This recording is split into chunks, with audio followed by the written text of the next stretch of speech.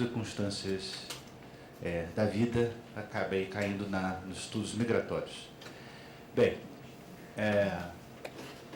o objetivo da minha pesquisa, então, é fazer uma análise dos movimentos migratórios em cima de uma perspectiva lefebvriana.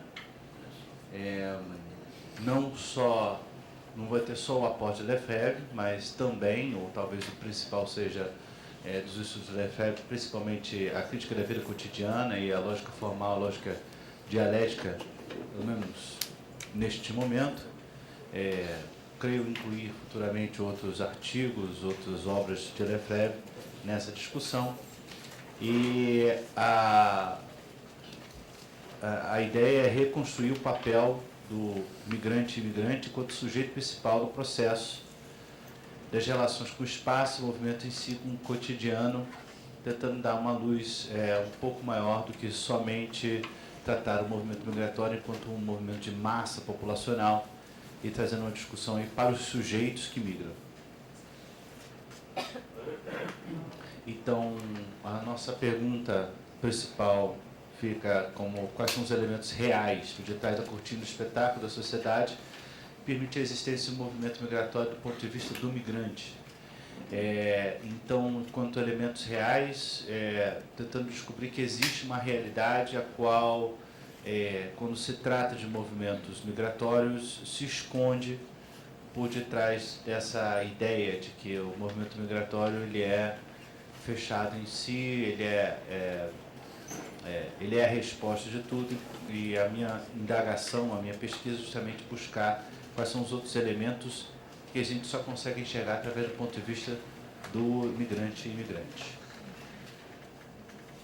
E a estrutura da minha pesquisa, ela começa, então, primeiro com uma tentativa de avaliar a narrativa do migrante, do seu ponto de vista do processo ao qual passou, uma tentativa de fazer com que se dê voz ao migrante, a fim de, então, que ele conte como foi esse processo, né? Depois, a gente vai fazer uma análise dessa narrativa com as principais correntes migratórias, teorias migratórias que a gente pode dividir o trabalho teórico que existe hoje, as correntes sendo a corrente neoliberal, a lógico-estrutural, a mobilidade do trabalho e a fenomenológica, e aí discutindo até que ponto essas correntes conseguem explicar o movimento migratório de acordo com aquilo que a gente encontrou. E, por último, para terminar a pesquisa, a gente vai fazer, então, um diálogo entre a proposta do imigrante, né, a narrativa imigrante, essas teorias, e levantando aí uma proposta mais holística, complementadora, que vão embarcar não só essas teorias, mas elementos faltantes dessas teorias para explicar esse processo. Como inquietações iniciais, e aí com uma busca meio que citada por Debord, a gente busca na arte tentar entender um pouco da vida, e esse é um pequeno trecho de Shakespeare, da obra Como Gosteis, em que o personagem Jacques ele questiona o papel dos homens na sociedade, no mundo. E é interessante que esse trecho termina justamente falando sobre qual é o objetivo de cada homem na vida, qual é o objetivo de cada ser no planeta. Se o mundo todo é um palco, todos nós temos nossos papéis, e quais seriam esses papéis, né? Bem, a gente não vai ficar focado somente nos situacionistas ou só no Debord, vão ter várias leituras, mas uma leitura interessante, a Sociedade do Espetáculo de Debord, levanta que o espetáculo não é só um conjunto de imagens, mas uma relação social entre pessoas mediatizada por imagens, e a nossa proposta é justamente indagar e questionar até que ponto o processo migratório já não é não só presente no sujeito antes de migrar, mas também levado a ser questionado enquanto um fator massificante para justamente acabar com a possibilidade de vermos o imigrante enquanto sujeito desse processo. O imigrante passa a ser, então, só uma peça sem conexão com o movimento, e a nossa proposta é justamente desfazer essa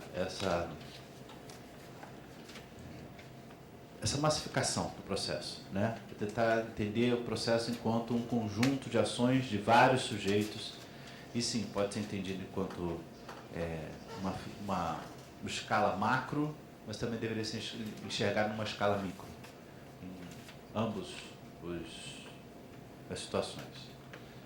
E aí, Vanegan, sempre confundo com a pronúncia dele, Vanegan levanta, então, que o ponto de vista individual deve prevalecer sobre o ponto de vista da falsa participação coletiva. E essa é uma das motivações da nossa pesquisa. Não é acreditar que todo o movimento seja coletivo e real, enquanto que, na verdade, ele pode ser visto do ponto de vista individual, trazendo uma nova realidade, um novo ponto de vista para este movimento, dando voz, então, aos migrantes e imigrantes, nos mostrando que o processo ele não parte simplesmente de uma decisão de fatores push, simplesmente jogados para a gente como sendo a única realidade, buscando uma resposta que venha do migrante enquanto agente desse processo. E aí as nossas referências iniciais, pelo menos para o início dessa pesquisa, vão desde Debord, Simmel, Bauman, e entre outros, e com certeza ainda vão acrescentar muitos mais nessa lista aí. Eu agradeço a atenção de todos. Obrigado.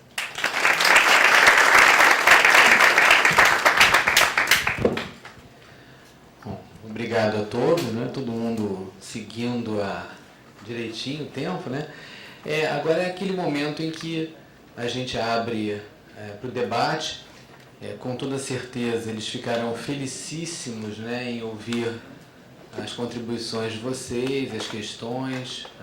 Claro que todos nós sabemos que é o início de trabalho, mas eu acho que isso é bastante interessante, a gente ouvir um bocadinho o que vocês teriam a dizer.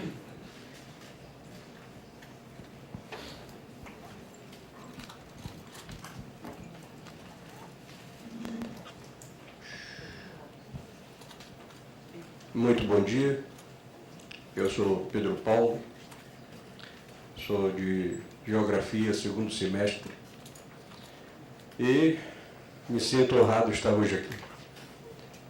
Ao Marc, particularmente eu fico agradecido por ter o território brasileiro escolhido por você para a sua pesquisa. Nós sabemos que há milhares de anos os homens utilizaram os quadrúpedes para a sua conveniência de transporte de mercadoria entre os pontos desejados. E o jumento brasileiro, assim como de outras regiões do mundo, serviu bastantemente. Até hoje ainda serve em algumas regiões do nosso país. E, no passado, não só o seu levantamento, que hoje ainda perdura, mas no transporte do café, da cana-de-açúcar, do próprio dendê e de outras matérias, tem sido, assim, de grande valia. No Nordeste, nós temos trocado o jumento pela motocicleta, pelo Fusca, por alguns outros meios de transporte, que vai se acabar.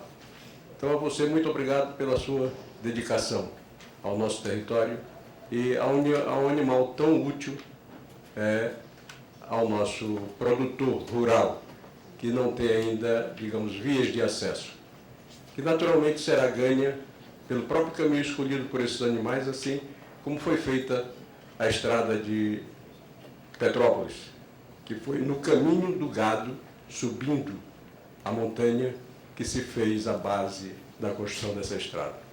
A você, muito obrigado e felicidades na sua pesquisa.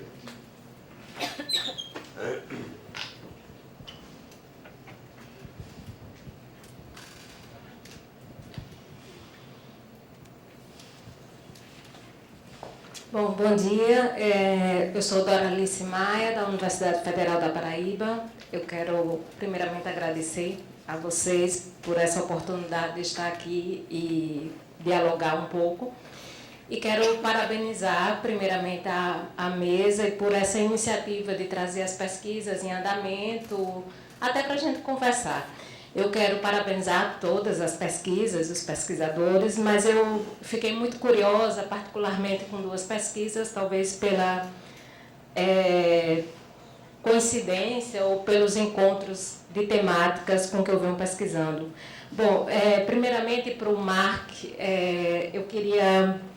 gostei muito da sua pesquisa, eu acho que você me entende bem, e eu vou fazer duas perguntas bem objetivas, até para facilitar o diálogo.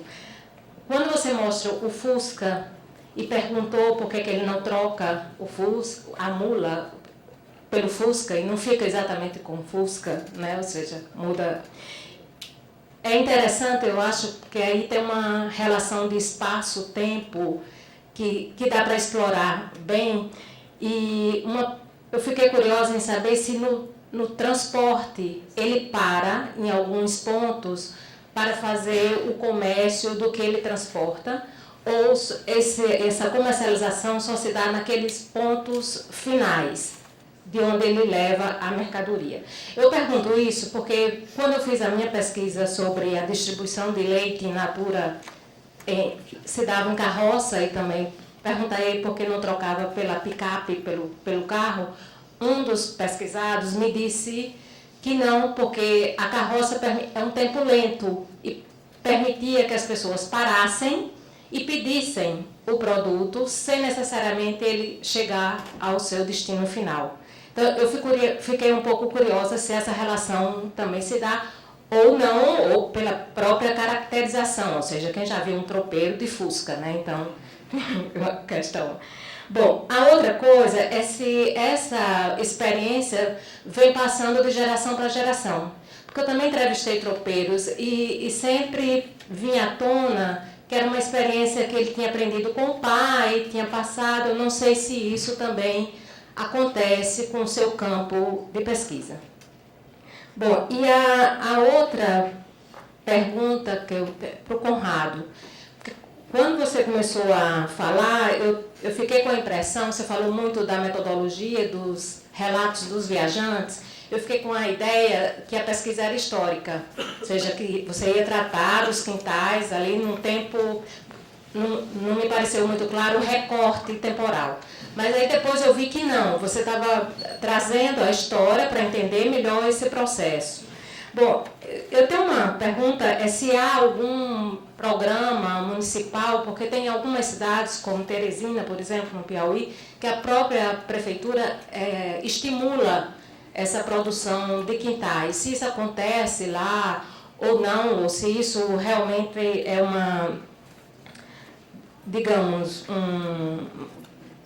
uma herança cultural, né, que vai passando pela experiência que você tem. E a outra coisa é se há já um início, porque eu vi que tem um programa aprovado pelo governo federal de estímulo às mulheres, né, de fazer também pequenas hortas, se isso já está acontecendo, ou se você ainda não percebe alguma coisa nesse sentido. Bom, são perguntas bem objetivas, muito mais pela minha curiosidade. Obrigada.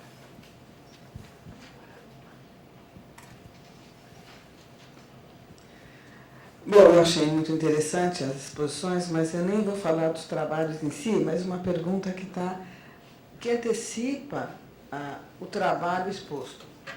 E é para o Mark também, né? Que é o seguinte, você apresenta logo no início uma foto sua, né?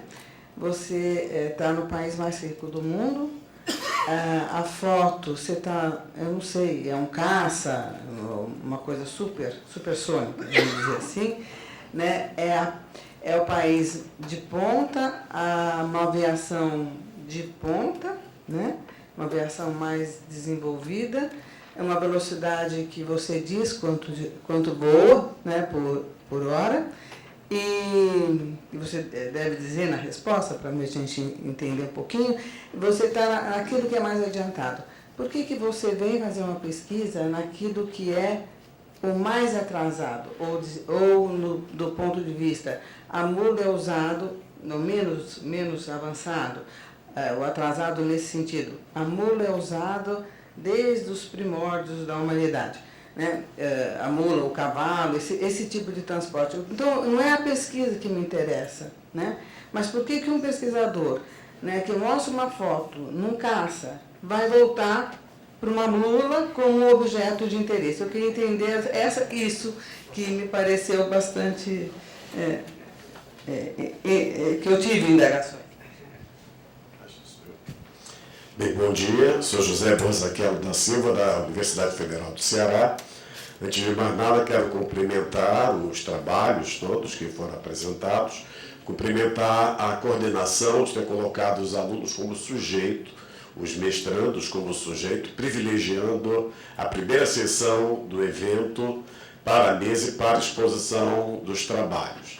E observando o conjunto do que foi apresentado, nós vemos espacialidades e temporalidades bem diferenciadas, com estudos focados do particular, com recorte bem específico, e estudos mais amplos, mais gerais, fazendo uma cobertura internacional. Marca a questão do uso dos muares. Eu moro no Ceará, é um estado produtor de banana, o maior produtor de banana prata, e todo o transporte da banana na porção úmida das serras litorâneas é feito pelos muares. Então, não é possível a chegada de veículo, não tem nem o Fusquinha, tem que ser mesmo os muares, o jegue, né? E, então é muito utilizado, faz parte da paisagem, embora os jegues não sejam utilizados. Tem plano de matança de jegue do Nordeste, eles estão abandonados nas estradas, ao mesmo tempo a contraponto ao monumento, ao jegue, mostrando a expressão histórica dos muares na construção do Brasil. É só pegar o que é a vida, a colonização do Brasil, para entender o peso que eles tiveram. E, ao mesmo tempo, nós vamos observar o trabalho, quando vai trabalhar trash no limite, o uso dessa diversidade que o mestrado oferece, essa interpretação de um filme para compreender as relações socioespaciais, o estudo de caso, mesmo tratando da questão da agroecologia. É extremamente importante o uso das hortas numa região extremamente vulnerável, aí Conrado, a questão da natureza, que eu senti falta na sua exposição, num município marcado por catástrofes, inclusive dos vales, que você trabalha, eles com o número de mortos, né, nas últimas cheias, como você está observando, trabalhando essa relação da sociedade com a natureza. E gostaria de falar dos outros, mas o tempo também não permite, mas quero cumprimentar a qualidade e a abrangência dos trabalhos apresentados.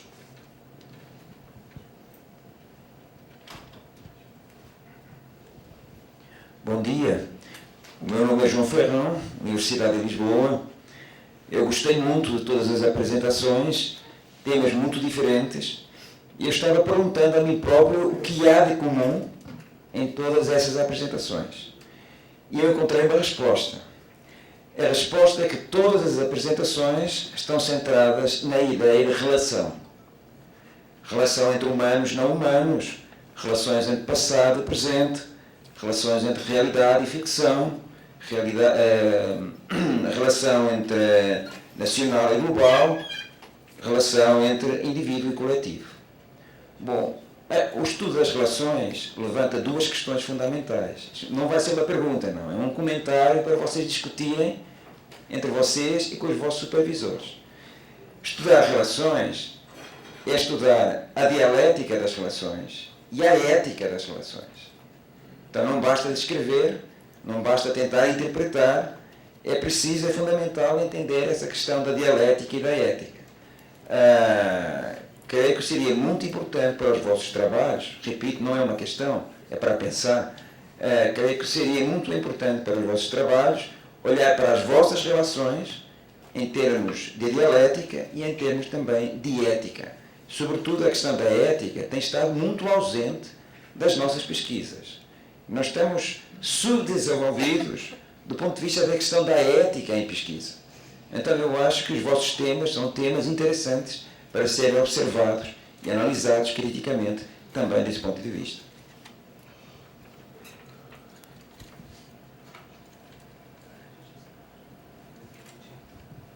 A gente passa para a mesa e se depois houver mais alguma, a gente dá tempo de retornar, ok?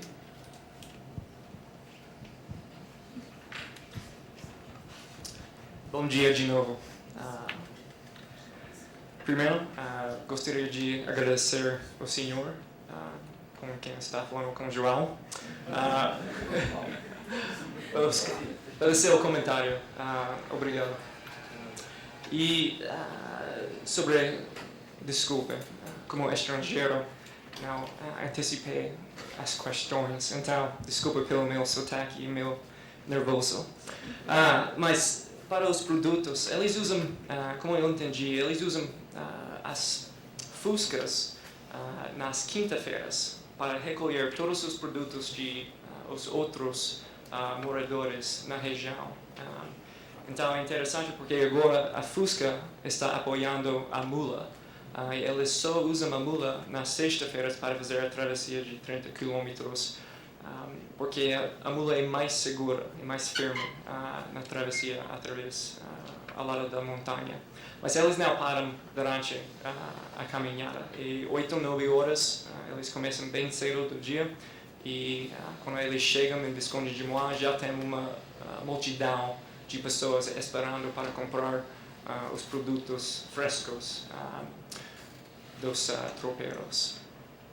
E a questão, desculpe, a pergunta, a mula, claro, mostrei a foto do caça F-16, tenho muito orgulho desse avião, mas quando eu cheguei, estou aqui com uma bolsa de estudos das Forças Armadas dos Estados Unidos e da aeronáutica.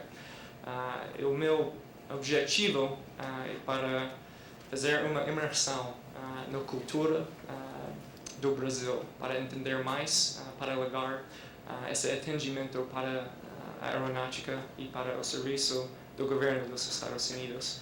Então, o Departamento de Geografia tem uma muito boa reputação na aeronáutica dos Estados Unidos. Então, isso foi a razão que eles me mandaram aqui para estudar geografia.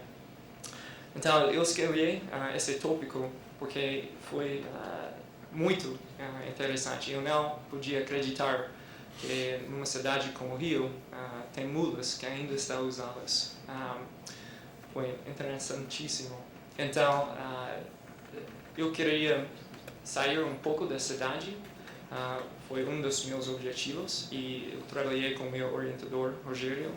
Eu queria fazer entrevistas para conhecer mais as pessoas e o povo brasileiro. Então, com tudo isso, isso foi a razão que eu escolhi um estudo sobre as mulas e a transformação da paisagem. E, senhor, quero agradecer você também pelo seu comentário. Esperei que eu atendi todas as perguntas e obrigado de novo.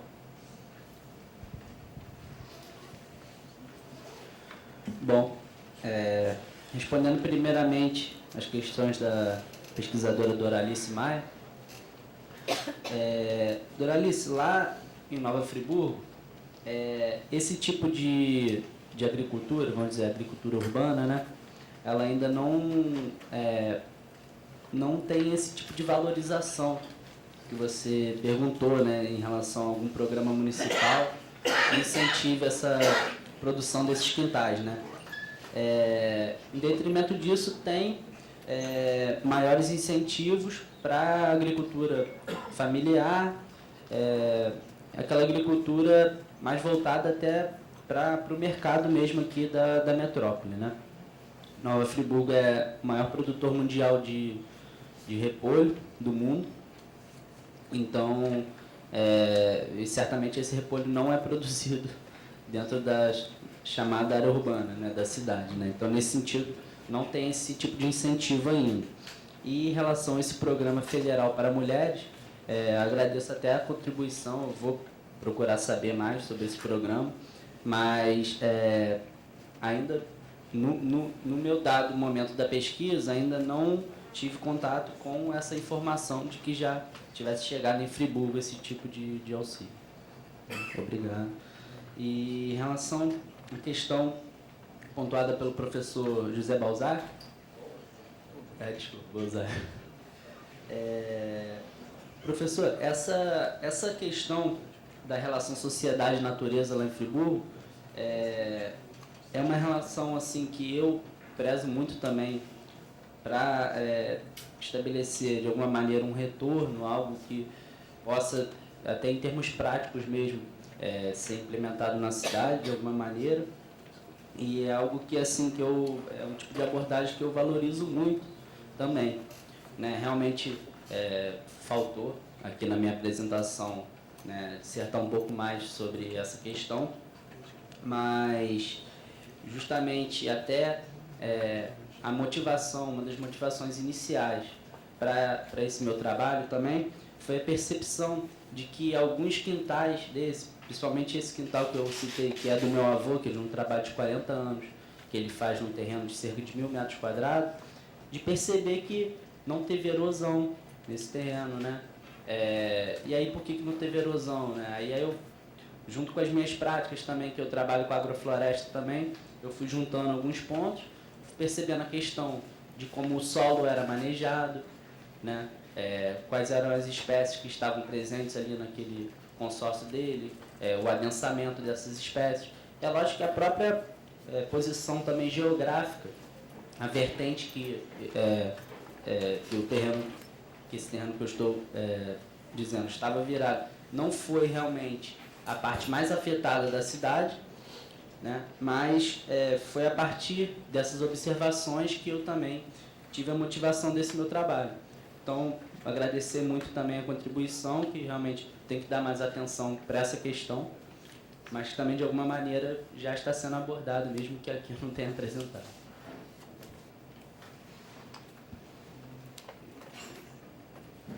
Sim? Alguém quer falar alguma coisa? Não?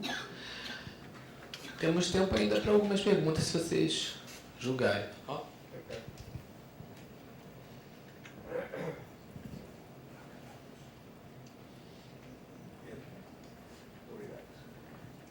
Muito obrigado pela oportunidade.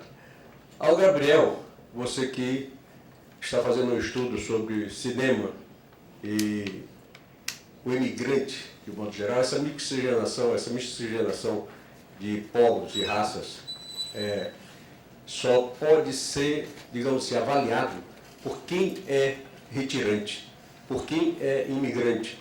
Porque o sentimento de humilhação, de pequenez, quando você está no meio de outra raça mais desenvolvida e quando você é dependente de um trabalho, de um patrão, de uma condição de vida melhor que você luta para buscar, aí você tem um sentimento real das forças psicológicas que pode atingir o ser humano. Tem que ser imigrante para ter o sentimento dessas peculiaridades que acontecem conosco. Ao Conrado, nós estivemos fazendo um levantamento semana passada, capitaneada pela professora Andréa Scioli, sobre a agricultura em Teresópolis e Friburgo. E eu fiquei, digamos, com vontade de comentar com a própria, com alguns professores de geografia da própria PUC, a eventual possibilidade de se incutir ou se colocar uma ideia junto aos agricultores do manejo quantitativo das suas produções. No dia que nós estivemos lá, os valores das mercadorias estavam bem baixos, estavam ao ponto de prejuízo, porque esse preço é dosado pelo atravessador, não é dosado pela origem de produção. Então, tem ocasiões que o preço está, digamos, muito vantajoso lucrativamente, e tem ocasiões que está no prejuízo realmente total. Então, existe no seu estudo uma política que possa, digamos, equacionar o índice de produtividade proporcional à demanda? Ok? Para a Sandra, no caso dos óleos vegetais, a palma ou o azeite de dendê, culturalmente, eu acho que o maior reduto de plantação está no Recôncavo Baiano, com a empresa Óleos de Palma Agroindustrial, que foi, digamos, uma empresa fundada mais para produzir esse tipo de óleo para a siderurgia nacional, para a usina siderúrgica nacional, como uma mistura na industrialização do aço, que dá uma liga melhor. Então, para o combustível, digamos assim, eu acho que ele vai ficar a desejar, dado a outros empregos com maior lucratividade. E na disputa de solo, será que a soja não é mais interessante do que a palma? As agriculturas de 90 dias não são mais lucrativas do que esperar anos o crescimento de uma palmeira para a produção do azeite de dendê?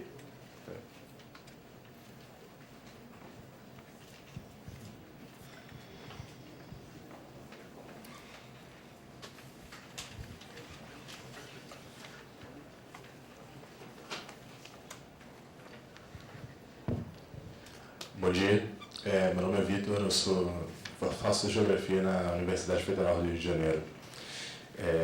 Queria perguntar ao Gabriel, Crash é um dos filmes que eu mais gosto, um dos filmes que eu mais tive prazer de assistir. Eu queria saber por que você escolheu especificamente esse tema e nesse filme, com tantos filmes pós-11 de setembro que podem ser abordados e com tantos outros temas que também envolvem as relações sociais. Por que você escolheu especificamente esse tema nesse filme que te motivou a isso?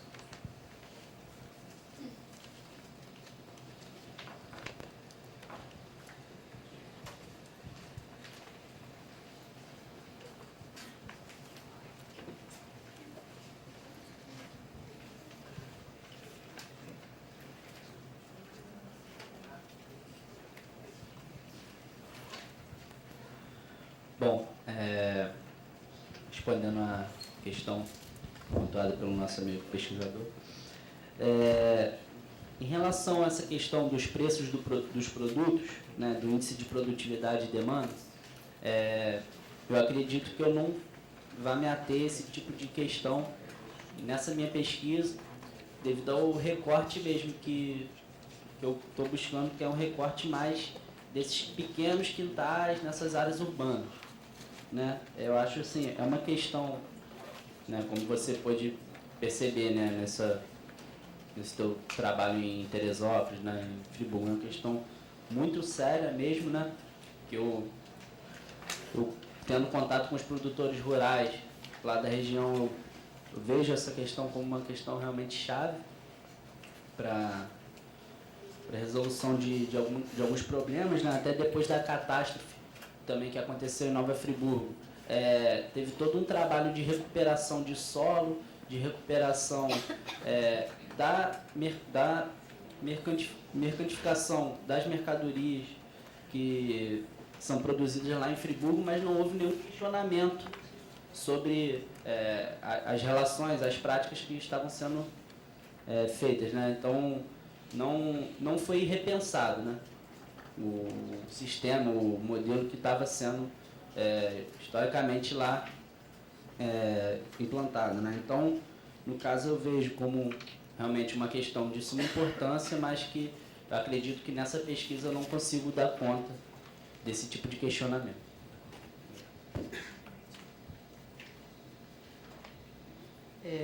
Bom, começando aqui pelo comentário, eu discordo um pouquinho a respeito da sua afirmação de que somente tem que ser a partir do olhar do migrante. Eu, particularmente, acredito que essa é a grande contribuição da geografia, né? E o movimento que eu pretendo fazer na minha pesquisa é partir, né, de um olhar mais teórico, né, passando por um olhar empírico, no qual aquele momento da cidade de Los Angeles, que é mostrado no filme, seria a minha empiria. Né? Obviamente que Los Angeles de 2004, que, quando foi o filme lançado, ela já passou por diferentes transformações e ali se trata de um momento e de uma representação, né? E, obviamente, também que trata-se de um olhar do diretor do filme, e o diretor ele não é geógrafo. Então, a ideia aqui é fazer justamente esse movimento, partir de um olhar empírico, ou melhor, de um olhar teórico, partindo para a minha empiria, que seria aquele momento da cidade de Los Angeles, até chegar em um olhar crítico, né? O olhar do Gabriel, pesquisador, como geógrafo. Então, acredito sim também que é como a pesquisa do meu amigo Luciano vai mostrar também a questão da migração, do olhar do migrante, mas eu penso que essa, na verdade, vai ser a grande contribuição da geografia nesse momento. Também permitir esse olhar, né, sobre as diferentes representações. E respondendo ao amigo lá atrás, a escolha do filme, ela nasceu de uma conversa com os orientadores, né? Mas esse filme particularmente, ele vai trazer-nos de cara, a princípio, né, uma visão mais geral da segregação racial. E o que eu pretendo trazer aqui é mostrar que o filme ele não se prende só a essa segregação racial, mas que, a partir das diferentes violências que o filme vai nos trazer, como eu falei, né, o filme ele vai ter diferentes histórias, nós podemos observar ali as múltiplas territorialidades e, por sua vez, a segregação espacial naquele filme. Né? Então, é o momento de olhar aquele filme a partir de um olhar geográfico, né, através das categorias que eu vou estar trazendo para associar as relações ali, as tensões e as representações que vão ser representadas ali no filme Crash no Limite.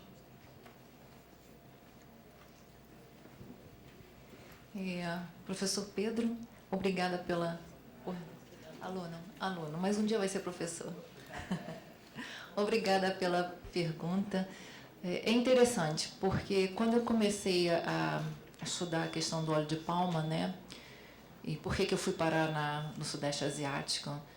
Porque a maior preocupação da plantação do óleo de palma nessa região é que o produto está sendo vendido, né, para grandes empresas de alimento, principalmente. 85% é para empresas de alimento, uma parte para empresa de cosmético e uma parte para biocombustível. E o que acontece é que hoje em dia quase todas as empresas de alimento elas estão usando nos seus produtos industrializados um percentual do óleo de palma. Então a gente encontra óleo de palma, biscoito, cereais, né, cosméticos. Então quase todos os cosméticos você utiliza o óleo de palma e às vezes você nem encontra o nome óleo de palma, ele substitui com outro nome, um nome farmacêutico, químico, enfim. E, inclusive, né, algumas empresas estão substituindo o óleo de palma ao invés de usar cacau, usando óleo de palma. Porque o óleo de palma, você misturando com uma determinada enzima, você pode substituir, né, como se fosse chocolate, e a um custo bem menor que o cacau. Então, o que acontece? Lá no Sudeste Asiático, nessa região de Bórneo, eles plantam mais ou menos uns 4 anos, e ao invés deles substituírem por uma outra plantação, eles vão desmatando, né? Então, segundo a previsão do IPCC, se continuar desmatando do jeito que eles estão desmatando a floresta, né, de Bórneo, em 2022 já não vai ter mais floresta, né? Fora a floresta são os animais. Eu não sei se vocês observaram na última foto que eu coloquei, um orangotango, que é o animal que é mais atingido nessa região, porque eles estão tirando o habitat desse animal, não só do orangotango, aí tem o tigre do Sumatra, o elefante. Então, a questão, quando eu trouxe para o Brasil, não é nem a questão do óleo de dendê, não. A minha preocupação é que, como estão tendo algumas leis para poder bloquear um pouco esse desmatamento no Bórneo, né? As empresas comecem a estimular outros países a produzir o óleo de palma para consumo justamente nos produtos de alimento, nos cosméticos. Então, a minha preocupação é que o problema que está existindo no Sudeste Asiático, né, venha para o Brasil, né? Então, é uma coisa que a gente tem que observar muito de perto, porque você vê, em 15 anos, desmataram uma quantidade enorme da floresta tropical de lá, e isso não é o que nós queremos aqui, principalmente para a área da Amazônia, né? A gente tem que proteger a área da Amazônia. Então, essa é a minha maior preocupação. Tá? Obrigada. Bom, ok, eu acho que, né, foi bem. A gente agradece a presença, né, de todos os membros da mesa, parabéns. Nós, apesar do início atrasado, a gente ficou dentro do planejado, né? Aquela gordurinha que a gente coloca funciona, né?